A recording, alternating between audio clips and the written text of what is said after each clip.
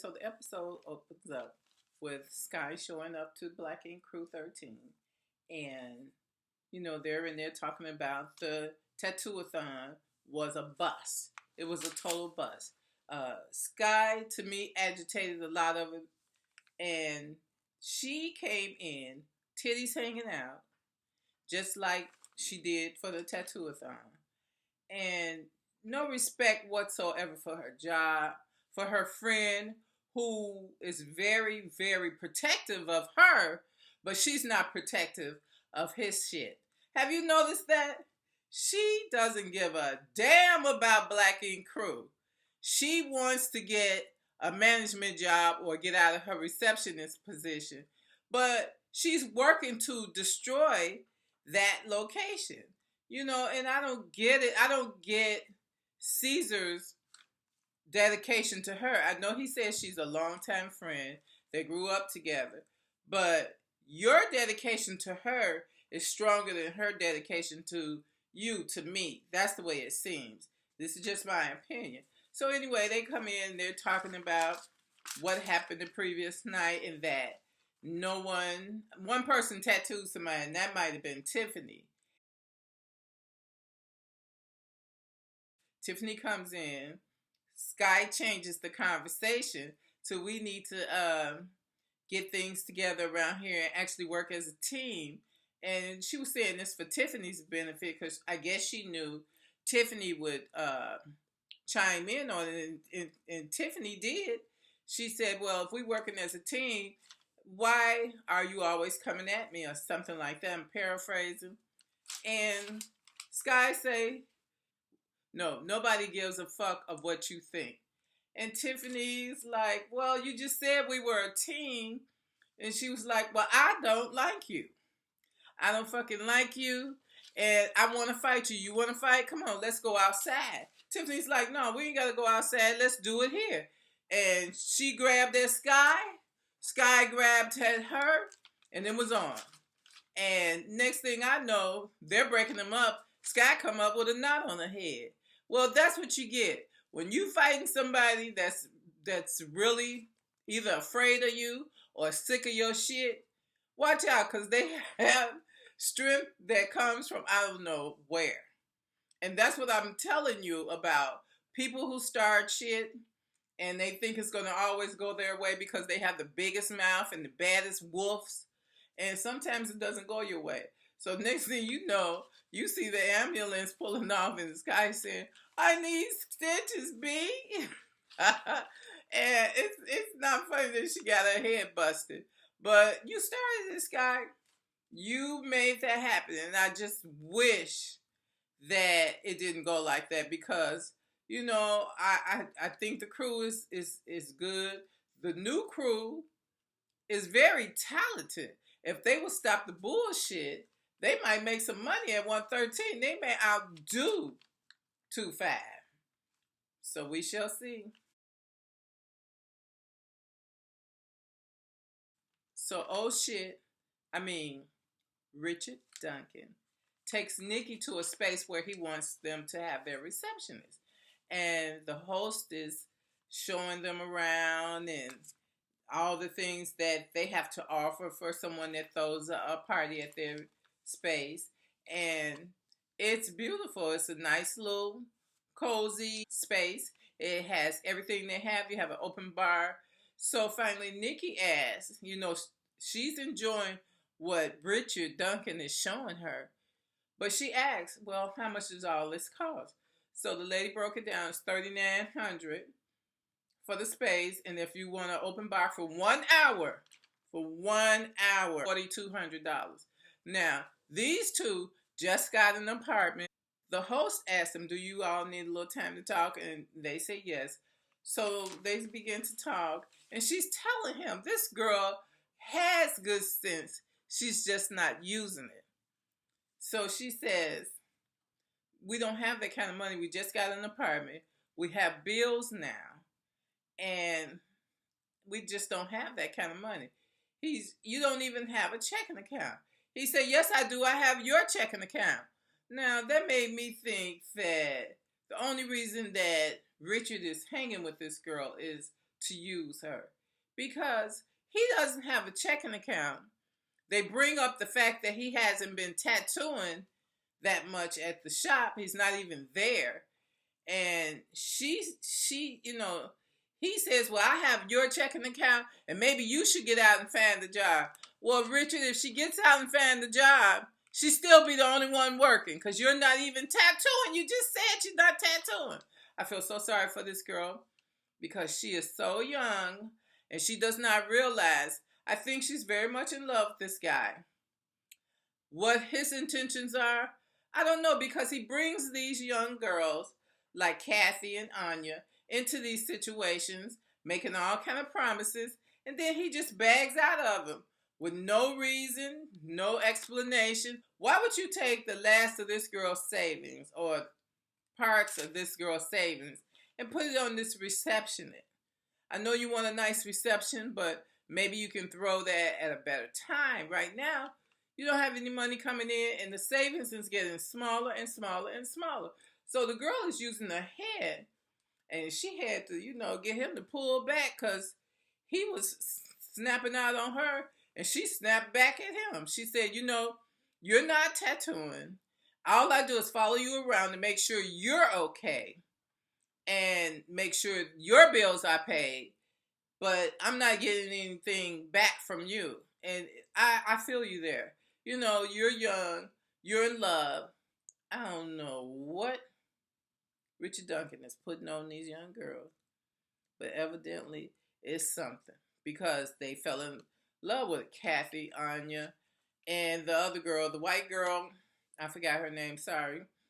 But he gets decent women. He doesn't get these scragglers. He gets decent women, and then he just moves in and breaks their heart and then abandons them. He has all these children that he's basically not taking care of because if he was in California tattooing in San Francisco, if he did that, because he came back broke, remember? He said he was tattooing, but he came back broke. So let's put that together. Then why don't you have any money if you're tattooing? And that means the child support that you're supposed to be spreading around, including Kathy's child support, must have stopped. So as long as you were in San Francisco, you probably hadn't paid it. So anyway, let's go to the venue. They actually go along and get this beautiful space. So the reception begins. Everybody's outside and they have a New Orleans style band playing. That costs money. This New Orleans style band is jamming. And you can see the couple dancing. You see the friends in the background dancing. And they're dancing on their way to the venue where they're going to have the reception. So everybody goes in, but the couple and the families, separate. Everybody's in the venue, they're partying, and then they start making the announcements. And they announce the couple, Richard Duncan, Nikki Duncan, and then they announce Nikki's son. Nikki has a son. Now, you left San Francisco and you now have a son. So in the confessional, Nikki explains, I have a son who's living with his father. It's a better situation. He has family there. He has, girl. So Walt is listening. Walt asks Nikki after everybody was inside, I was surprised to see that you have a son. Oh, and they announced Rich's daughter, too. He brought one of his daughters. This guy, how many kids does he have, y'all? Put it down in the comments because every time I turn, there's another child of his showing up. But anyway, Walt asked Nikki, I know you have a son. And she's like explaining that the son lives with his dad and they have community and his schools and his friends are there with his dad. So she thought that it was a better situation for him to live with his dad. Now, sometimes that is right. But I don't know. I think children need their moms, unless the situation calls for the dad's situation is better. But at least she was there in San Francisco where she can see her son. Now you're all the way in New York, and that little boy started crying. I almost started crying myself, just feeling his happiness to be there with his mom. After Sky told Mel about Teddy being fired, so Mel goes over to where Teddy's sitting, and she gonna throw some shade at him. She my kind of girl. She said, "Yeah, Teddy, how you doing?" He's like, "I'm fine, Melly. How are you?" And she was like, "Those are some expensive sneakers you had on. You sure you can still afford those?" Or something like that. And he's like, "Yuck, yuck, yuck." He's like really not laughing at all. And the party is pumping.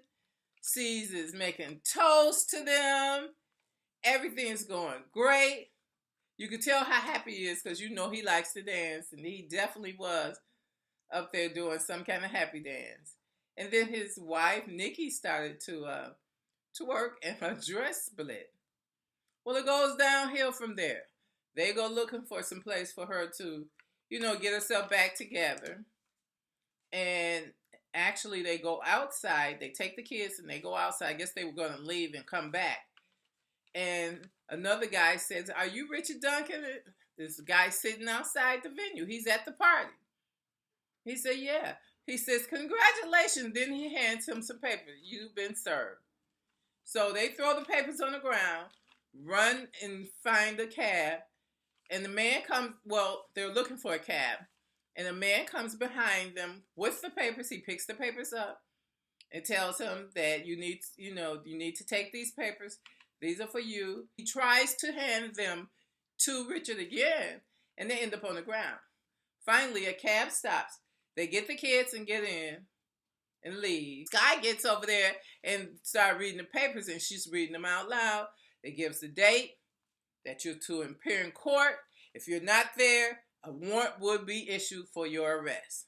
And in his confessional, Richard is saying, I want to call him the other name, but okay, his name is Richard. Richard is saying that Kathy is jealous because she wants to be with him and he got married. No, Kathy is not jealous. She has a child to raise. She's working to raise that child. So you're not doing your part. And this is what I don't understand about men like that. You have moved on with your life. She has moved on with her life. But she still needs to have you help her out with raising that child. And sometimes, all the time, the help does include financial. Paying attention to the child, spending time with the child. You have got to do your part. You just can't keep checking out on these babies' mommies and think it's okay. What is Nikki going to think if it starts to happen to her? Ceez is very surprised that Tiffany and Bae show up at 125, so he knows it can't be good. They're coming in here together. What has happened? Tiffany starts to tell her that Sky is constantly dogging her out, wanting to fight her, cursing at her, saying mean things. And she can't take it. I'm not used to working in that environment. She's snapping off. She wanted to fight me. So I don't get what fighting solves. Because, Sky, you got your ass whooped. You got your ass whooped.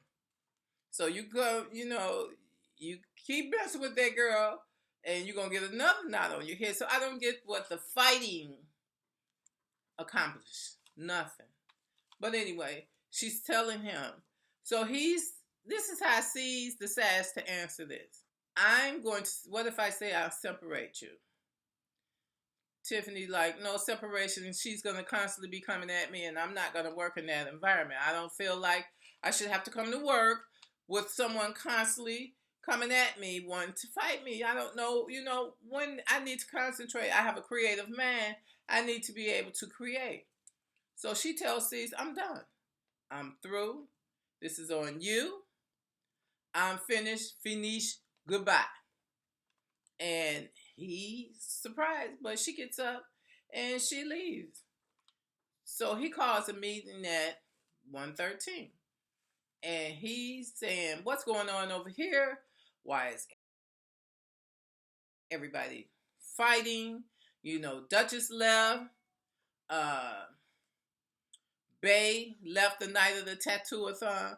What is going on? So he has made up his mind. Okay, I think I need to put this together. Well, see, you should have.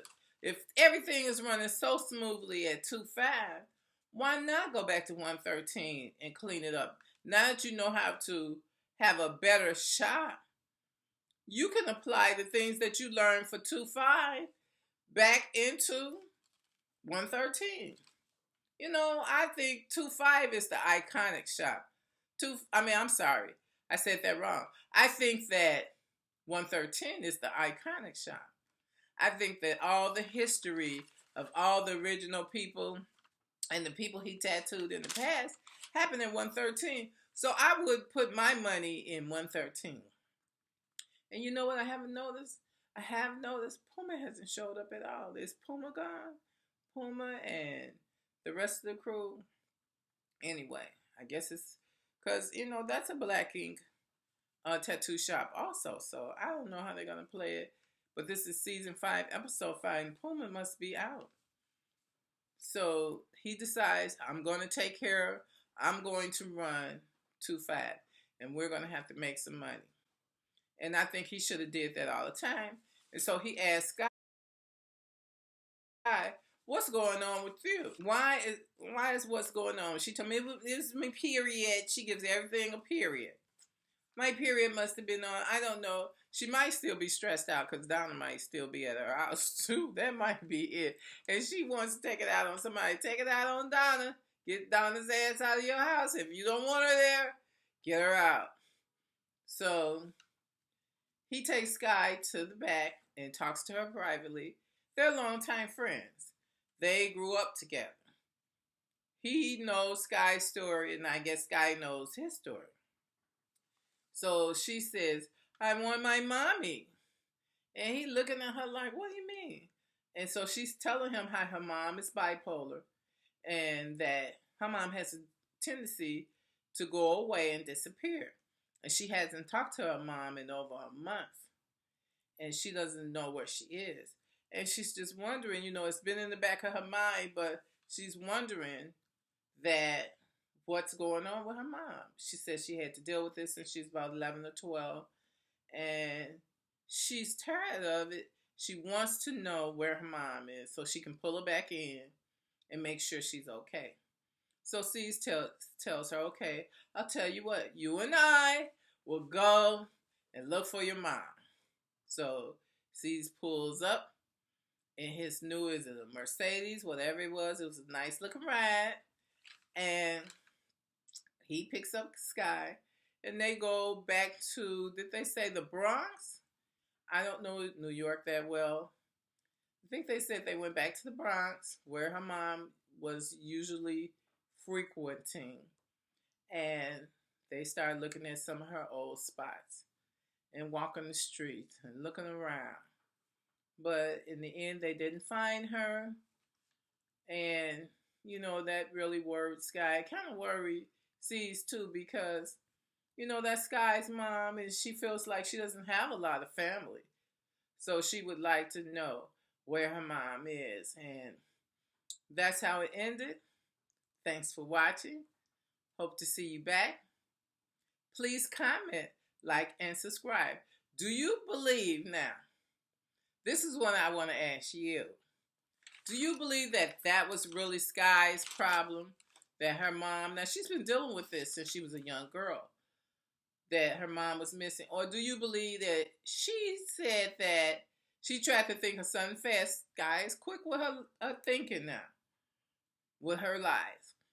Do you think that she just brought that up for Ceez to give Ceez an excuse?